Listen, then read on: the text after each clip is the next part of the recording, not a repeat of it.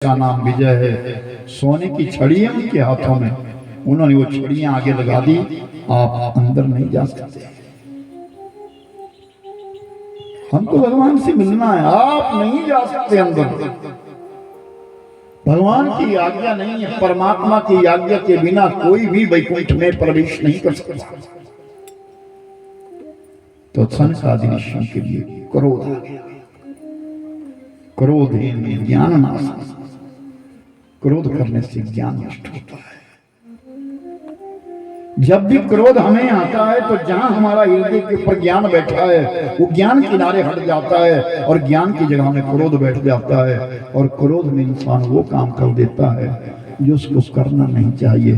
और जब वो क्रोध किनारे हटता है तब इंसान ज्ञान में आता है, पछताता है मैंने क्या कर दिया। कभी अगर खाना खाते खाते कोई क्रोध आया हो तो देख सच्चाई है, मिर्ची उठाओ, एक खाओ, दो खाओ, चार खाओ, उस क्रोध में इंसान को मिर्च भी नहीं लगती। इतना तो नहीं है क्रोध। तो कहा कि क्रोधेन ज्ञान नाशनम, क्रोध करने से ज्ञान नष्ट होता है। क्रोध हमारे ज्ञान को किनारे हटा देता है। तो सनकादि ऋषियों को क्रोध आया। ऋषि थे, तपस्वी थे, जाना चाहते थे कि क्रोध की वजह से जा नहीं सके और हटा दिया जय विजय ने। तो सनकादि ऋषियों को क्रोध आया और क्रोध में श्राप दिया, जाओ मृत्यु मंडल पर जाओ, राक्षस योनि में जाओ, एक बार नहीं 3 जन्मों में जाओ और मृत्यु लोक का दुख भोगो। सनकादि ऋषि लौट गए, जय विजय के लिए श्राप हुआ, दोनों रोने लगे, रुदन करने लगे, अनर्थ हो गया। हमने भगवान के इस दरवाजे की सेवा करी है, कितना पुण्य अर्जित किया है, वैकुंठ में रह रहे हैं हम, और आज हमें हमारा पतन हो गया, हमको गिरा दिया। तो जय विजय दोनों रोने लगे, बहुत रुदन करते हैं। उनके रुदन की आवाज अंदर वैकुंठ में भगवान को आ गई। भगवान ने पूछा, लौट कर भगवान बाहर आए, पूछा क्या बात है।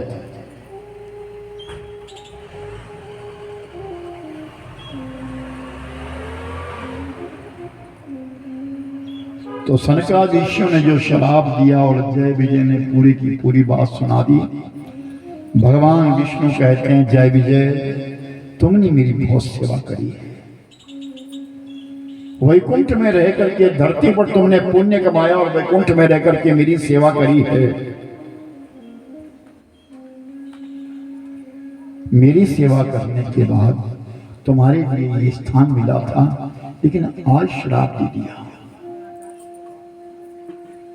ये श्राप तो पूरा हुआ क्योंकि वो ऋषि मुनि है, उन्होंने साधना करी है, तप किया है, उनकी वाणी में शक्ति है, जो कह दिया वो तत्सत वैसा होगा। तुमको मृत्यु मंडल पर जाना होगा, 3 जन्मों में तुम राक्षस बनोगे, लेकिन सुनो मैं तुम्हारे लिए वरदान देता हूँ कि जब जब भी तुम राक्षस बनोगे तो तुम्हारे लिए मुक्ति देने के लिए मैं स्वयं आऊंगा।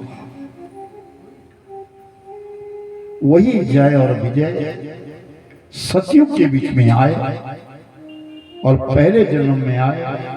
एक का नाम हिरण्याक्ष हुआ और दूसरे का नाम हिरण्यकश्यप हुआ। आज उस हिरण्याक्ष को मार करके हिरण्याक्ष की ज्योति परमात्मा में समा गई। भगवान बराह ने इस धरती को लाए, पानी के ऊपर स्थापित किया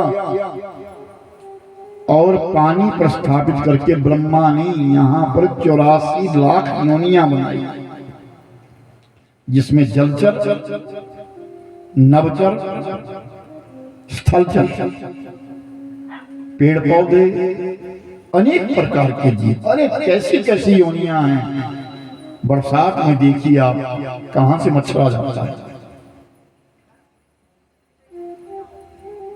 थोड़ा सा पानी कहीं गिराओ, कितने प्रकार के कीड़े आ जाएंगे।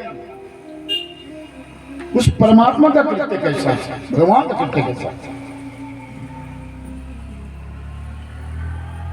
और अनेक योनियों को अपनाया। हिरण्याक्ष की मृत्यु हो गई, हिरण्यकश्यप को उद्धार करने के लिए उसी सतयुग के बीच में भगवान ने नरसिंह अवतार लिया। हिरण्यकश्यप के पुत्र का नाम प्रहलाद था, जिस प्रहलाद को उसने बहुत सताया, और प्रहलाद को बचाने के लिए, धर्म की रक्षा करने के लिए भगवान ने नरसिंह अवतार लिया, और नरसिंह अवतार लेकर के हिरण्यकश्यप का उद्धार किया। ये सतयुग की बात है, पहला जन्म हो गया जय विजय। बाद में त्रेता युग आया, त्रेता युग के बीच में जय विजय ने फिर पुनः दानव योनि में धारण का अपना रूप बनाया। कहां? और रावण और कुंभकर्ण के रूप में। और रावण और कुंभकर्ण को गति देने के लिए परमात्मा ने रामावतार लिया। ये दूसरा जन्म था। तीसरा जन्म द्वापर युग में आया, और द्वापर युग के बीच में आकर के फिर शिशुपाल और दंतवक्र के रूप में जय और विजय दोनों आए। शिशुपाल और दंतवक्र को मुक्ति देने के लिए परमात्मा ने द्वापर में कृष्णावतार लिया। तीनों युगों के बीच में आकर के 3 जन्मों का उद्धार करके वही जय विजय लौट करके भगवान विष्णु के पार्षद बन गए हैं, जब वहां पर अपने परमात्मा की सेवा चिंतन करते हैं।